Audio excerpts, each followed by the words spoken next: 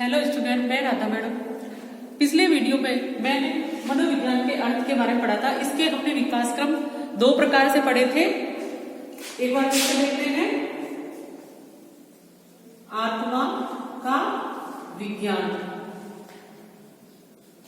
आत्मा का विज्ञान में अरस्तु इसके जनक माने गए हैं। अरस्तु इसके जनक माने गए हैं और दर्शन शास्त्र इसकी जननी है। दर्शन शास्त्र इसकी क्या है? जननी है।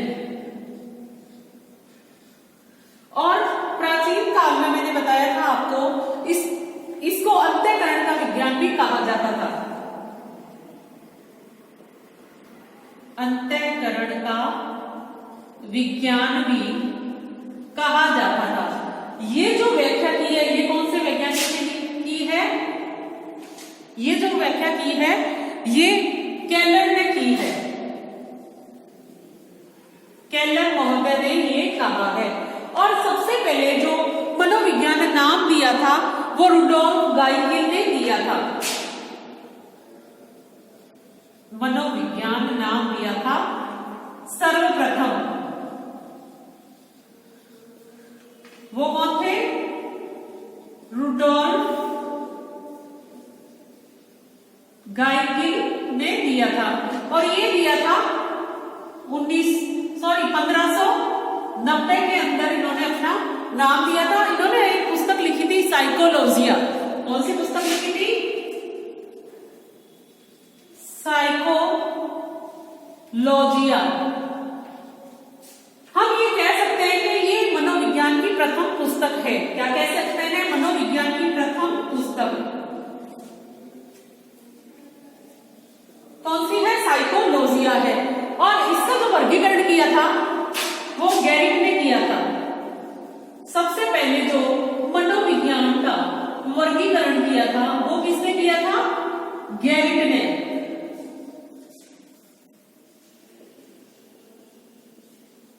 जो शब्दों का वर्गीकरण किया था, साइकिल का मतलब होता है आत्मा और लोकस का मतलब होता है अध्ययन करना।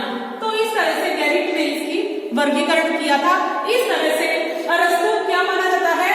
इसका जनक माना जाता है। और ये जो लोकस और ये जो साइकी शब्द है, ये कौन सी भाषा का है? ग्रीक भाषा का है।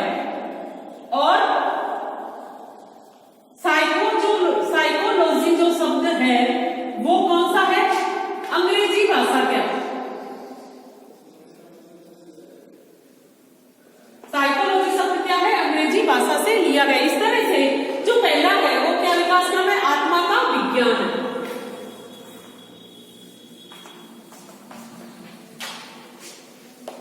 अब हम देखेंगे जो दूसरा था वो 16वीं शताब्दी में आया। दूसरा जो विकास क्रम है, मन या मस्तिष्क का विज्ञान।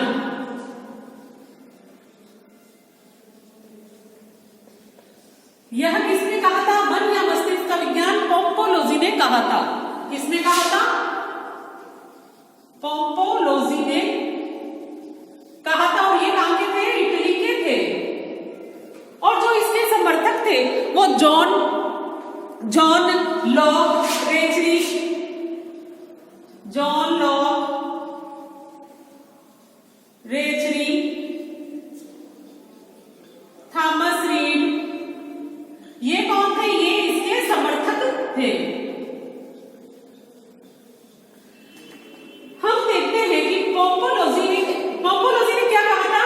पांचों इंद्रियां होती है और ये सब स्वतंत्र है और ये मन यानी कि मस्तिष्क में ग्रहण होता है। तो पोम्पोलोजी ने भी जो वर्गीकरण, जैसे कि गैरिट ने किया था वर्गीकरण, उसी तरह से ये जो पोम्पोलोजी दूसरे वैज्ञानिक है जिन्होंने वर्गीकरण किया था मनोविज्ञान प्लस साइकी लोकस।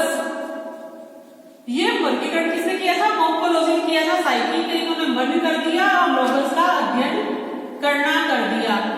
तो ये जो मनोविज्ञान, ये दो ऐसे वैज्ञानिक है जो पहले जो गैरिट ने किया था वर्गीकरण, या दूसरा पोम्पोलोजी ने वर्गीकरण किया है। इस तरह से ये क्या लेके आए? मन का। लेकिन जो भी मनोविज्ञान ऐसा है, मतलब जो हम प्रयोग करते हैं वो मूर्त वस्तुओं पे करते हैं, अमूर्त वस्तुओं पे नहीं करते हैं। मन क्या है, हमारा अमूर्त है, इस वजह से इसको नकार दिया गया।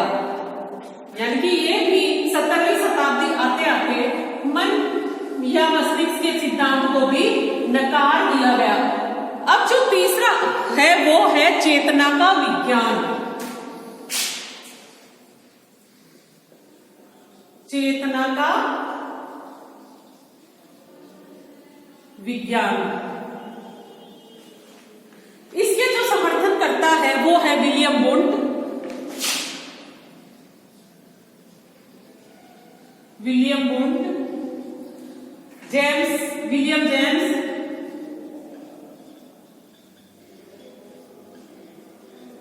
विलियम जेम्स, गाल्टन, वाइस, या इनको वाइट भी कहते हैं, कहीं कहीं वाइट भी आता है, ये इनके जो समर्थक है। विलियम वुंट जर्मनी के थे और यह जर्मनी के थे, और विलियम जेम्स जो थे वो अमेरिका के थे। विलियम जेम्स को अमेरिका में मनोविज्ञान का जनक माना जाता है। जो चेतना का विज्ञान यानी कि मनोविज्ञान जो पहले प्राचीन काल में दर्शन शास्त्र का जो अंग माना जाता है, उसी का भाग माना जाता था, विलियम वुंट ऐसे विचारक है जिन्होंने मनोविज्ञान को स्वतंत्र विज्ञान बनाया। यानी कि ये कौन से वैज्ञानिक है जिन्होंने मनोविज्ञान को स्वतंत्र बनाया? कौन है? William Wundt.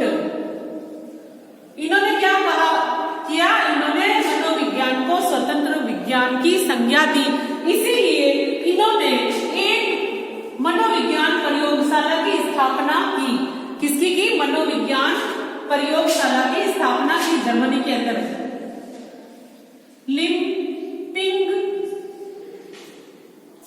लिम्पिंग शहर के अंदर इन्होंने मनोविज्ञान प्रयोगशाला स्थापित की। क्या की? मनोविज्ञान प्रयोगशाला स्थापित की। इसमें इन्होंने चेतना क्या है इसके बारे में बताया। वुंट यह कहते हैं कि जो शरीरधारी जो प्राणी होता है वो चेतना से युक्त होता है, और जो चेतना के कारण ही वो वातावरण के साथ प्रतिक्रिया करता है। इसीलिए वह क्या है? मूर्त है। क्या है? मूर्त है। लेकिन आत्मा और मन, ये जो दोनों विज्ञान को वो क्या है? नकारता है। ये अमूर्त है, इस वजह से इनकी व्याख्या नहीं कर सकते। इसीलिए ये क्या है? विज्ञान नहीं है। लेकिन जो अमूर्त वस्तु है उसका हम प्रयोग कर सकते हैं। इस वजह से क्या है? इसको वुंट ने क्या कहा? चेतना का विज्ञान कहा है। क्योंकि क्या है? चेतन अवस्था जो शरीरधारी जो प्राणी होता है वो चेतना से युक्त होता है, और चेतना की वजह से ही वो क्या करता है? प्रतिक्रिया करता है। इस वजह से इन्होंने चेतना का विज्ञान कहा है। इन्होंने लिम्पिंग कॉलेज में इसकी क्या की?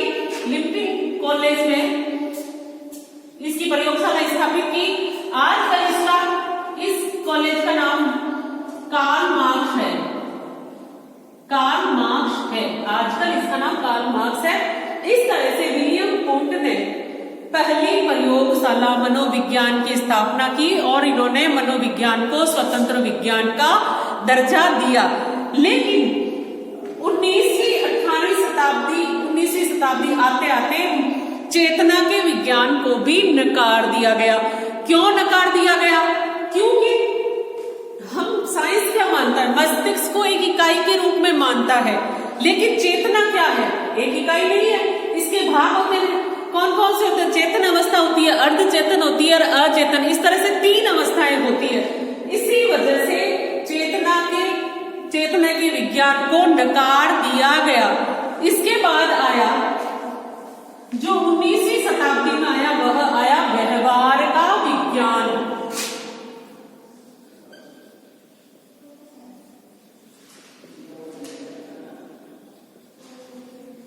सबसे पहले ये जो व्यवहारवाद जिसने व्यवहारवाद कौन लेके आया सबसे पहले व्यवहारवाद? 1912 और 13 में वॉटसन लेके आए। कौन लेके आए?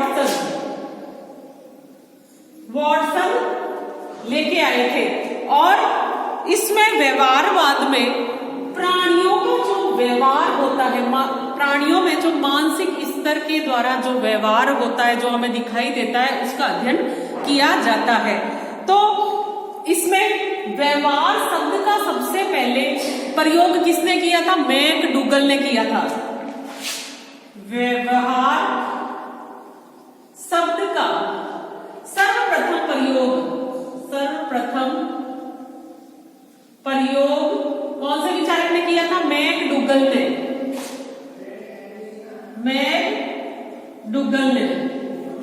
इनकी एक पुस्तक आई 1908 के अंदर, जिन्होंने, उसका नाम था मनोविज्ञान की अवधारणा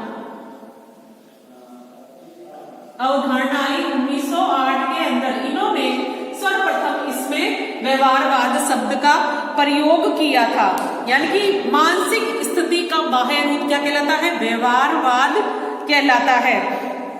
और विलियम वुंट ने एक परिभाषा दी है। विलियम वुंट ने एक परिभाषा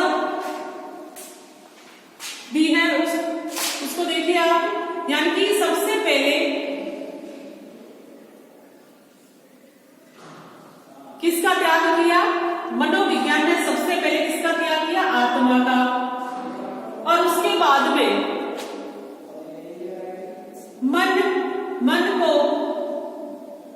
मन को छोड़ा और जो चेतन है, चेतन अवस्था को खोया, यानी कि चेतना को खोया और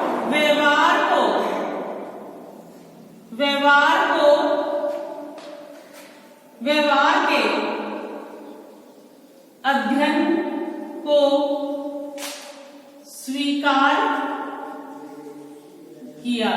यह परिभाषा प्रमुख मानी गई है।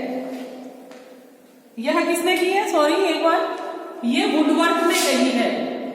वुडवर्थ ने कही है, सॉरी, वुंट ने नहीं, ये वुडवर्थ ने कही है। यह परिभाषा किसने दी है? वुंट ने नहीं दी है, ये वुडवर्थ ने दी है। क्या कहा है? मनोविज्ञान ने सबसे पहले अपनी आत्मा को त्यागा, उसके बाद मन को छोड़ा और उसके बाद चेतना को खोया, ये, और व्यवहारवाद के अध्ययन को स्वीकार किया।